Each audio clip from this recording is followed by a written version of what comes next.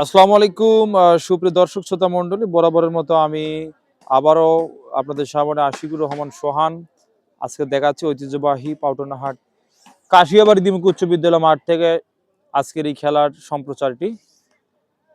রক্ষণ ভাগ থেকে দূরপাল্লার কিক, সেখান থেকে মধ্যমাঠ নিয়ন্ত্রণে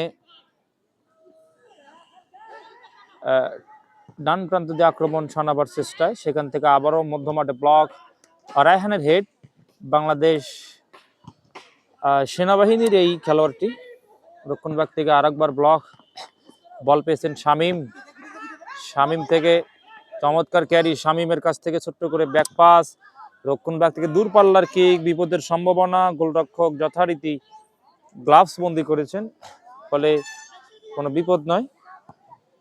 দেখা যাক, সেখান থেকে আরো একবার বল পেয়েছেন মাজেদ।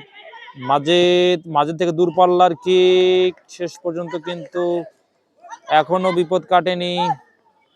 বল পেয়েছেন দলের পক্ষে, সেখান থেকে হেড, বল চলে গেল সতীর্থ খেলোয়াড় ডান প্রান্তে বাড়াবার চেষ্টা, ক্রস পিস, শেষ পর্যন্ত কিন্তু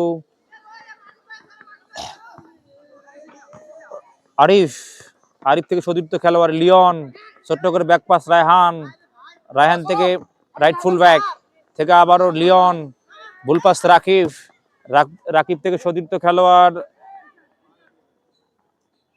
রাকিবুল ইসলাম, কিন্তু সে শামীমকে বাড়িয়েছিলেন ডান প্রান্তে, রাখতে পারেনি, বল চলে যায়।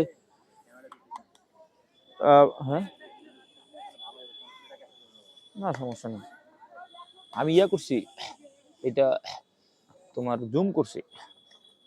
সেখান থেকে আরো একবার রক্ষণভাগ থেকে রাইট ফুল ব্যাক রায়হান থেকে আরো একবার ডান প্রান্তে দিয়ে আক্রমণ সানাবার চেষ্টায়, এদিকে করম মার্কিং এ রেখেছে দলকে।